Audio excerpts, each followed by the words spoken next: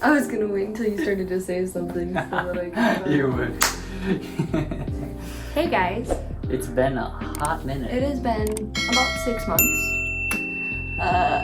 Boy, a lot's happened. Yes, it has.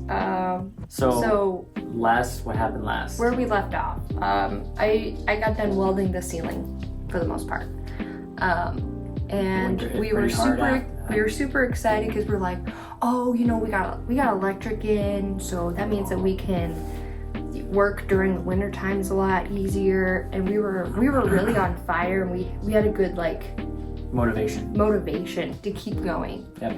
And then life happened. Well, Sheldon was invited to go to an event in Arizona in December. I did do that. And while he was gone, Everest got sick. And Oakley ate 3 birds. And Oakley ate a lot of birds. But Everest got sick, and when Sheldon came back, Everest was still sick. Yeah. And then he gave up eating, and then he gave up drinking.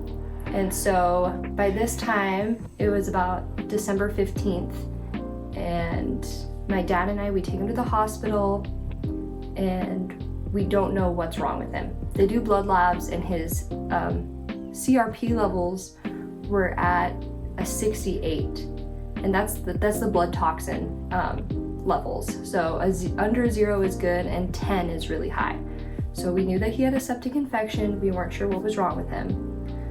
We were in there for a week, and they did an ultrasound, and they're like, we can't find your 1-year-old son's appendix, but that happens a lot, so let's do a CAT scan. They do the CAT scan, and they're like, oh, no, his appendix is ruptured. We need to take you guys to a hospital that can actually take care of you. Yeah. So they EMT'd Everest and I to a children's hospital about 2.5 hours away, and spent about a week and a half there. We spent another week and a half there. Went home for one night, and then went right back for another week. And it was a lot. Because the appendix was ruptured for so long, and our hospital here in town didn't catch it quick enough, they weren't able to do surgery. And so we had to wait until his septic infection went down to perform surgery. Which was about 2 months. That was about 2 months. So it happened mid-December, and he was finally able to get surgery February 29th. Yep. And that entire time, we just were at a standstill. We couldn't do anything. I mean, how could you expect us to do anything, right? Everest, there would just be times where he would just it was almost like he was on his period, where he'd just fall to the ground and was holding his stomach because he was having horrible stomach pains. Yeah, and the worst part about it is that throughout this process, before his appendix burst, he probably every 2 to 3 weeks he'd come down with a fever, and we just could not figure out why. Just really high fevers. And it would spike, and then just like that, it would disappear. And we're like, wow, this is just bizarre. And so we thought it was the weather, and we thought other things, and the doctors weren't really concerned about it. And next thing you know, his appendix is literally bursting before our eyes. Yeah, so there's just a lot that happened. And also, in the middle of that, while Everest and I are gone for so long, Sheldon transitioned to a new job. Yeah, so I didn't have time. I had PTO. I didn't have anything to be there at the hospital with them for, and so it was a real trying time for our family. And we had no money to spare.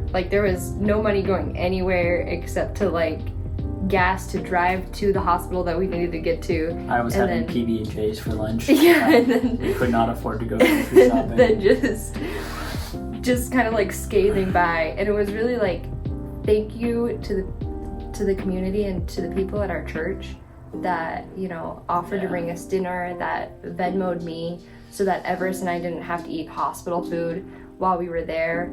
Thank you guys so much. That was such a huge blessing. and to receive that type of support was just, it was so nice. Yeah. But new job comes with more money, which is good for us.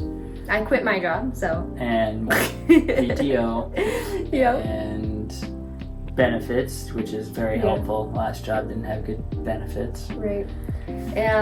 Everest is now 2. His surgery went absolutely perfect. It was the best thing we could have asked for. It was the best circumstance that we could have asked for. We're very thankful. He is doing so good. He's such a little chatterbox. 1, 2, 3, 4, 5. Wow. You're gonna see him helping out at the containers a lot more because he wants to work with us, and we're not gonna tell him no. Well, sometimes we will tell him no. You know.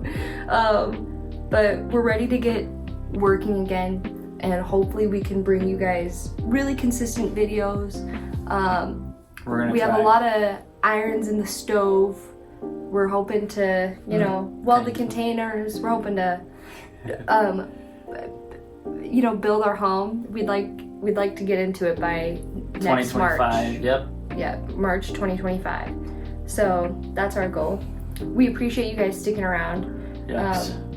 It's hard to swallow. We're really sorry that we've been absent, but our family comes first. Always. And it was an unfortunate winter, but we're excited to make the most out of the summer. So, with all that being said, we're gonna give you some of our goals coming up. We have a shed that Maddie worked for that was given to us. We're a little scared of the shed because we were told that the people who gave it to us bought 2 of the same type. Yeah. And in the process of putting it together, in the process of them building the first one. And the first one, they said it took too long and that they would never build it again. So that's why they gave us the other one. So we got the other one. Yeah. We're gonna try to put all of our stuff inside of it. It's currently in the containers, all of our home stuff, because right now it's in the middle of a construction zone, and it's got dust, and we've had mice already, and it's just not good. So we're trying to save some of our stuff that's decently good and put it in the shed. So you'll see that happen. What else are we gonna do? Help me out. We're gonna be welding some more, cutting some steel, the good old stuff. We're doing our best to get that container or those containers as ready as possible so we can get framing as soon as possible. Yeah. And so as soon as the containers are sealed, we're gonna cut out holes for windows. We're gonna hopefully do septic this summer. Yep. So we got a couple of things. We got to cut the steel columns out at the end of the containers. And so we have a jigsaw, is that what it's called? Sawzall. Sawzall. A jigsaw is a puzzle. No, there's an actual saw called the jigsaw. Yeah, I'm serious. Alright. I was homeschooled, I don't know about these things. We're gonna try to use that. If that doesn't work, we'll find another solution. So we got to do that. We got to cut some of the steel off the floor because it's too high as of right now. Yeah, we got to grind it down or whatever. Yeah. Grind it, whatever. And since we plan to do heated flooring, I'm not We're sure not saying how. that's coming up soon. We're just saying No. So once we get all of that done, then Maddie can really start to weld the inside to where we can completely seal it off.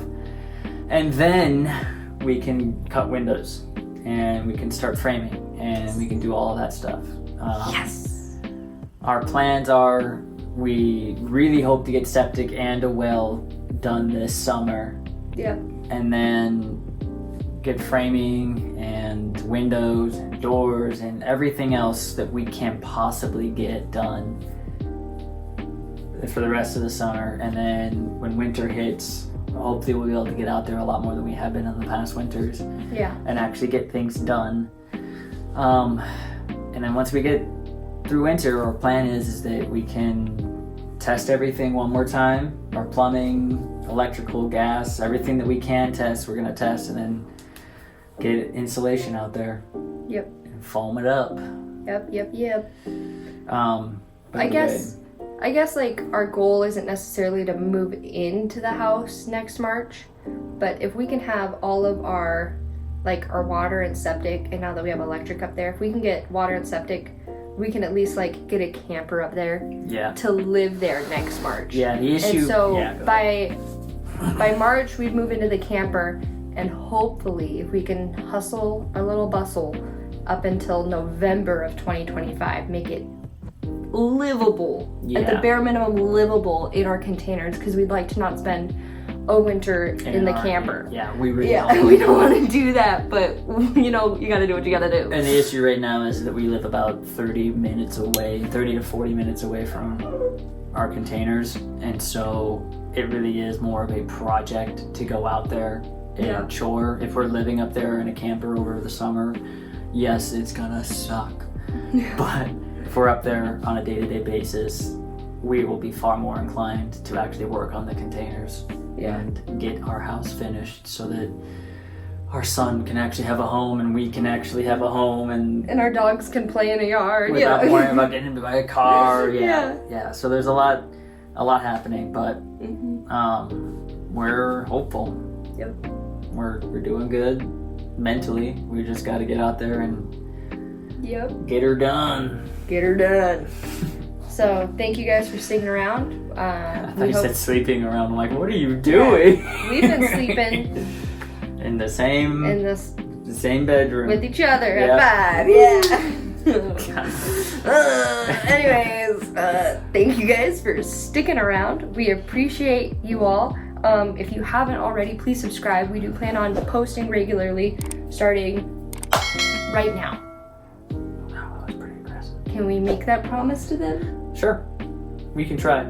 We can That's the not promise. forget to videotape when we go up there during the weekends. I would never. Alright guys, we'll see you later. Bye-bye. Bye. Bye bye.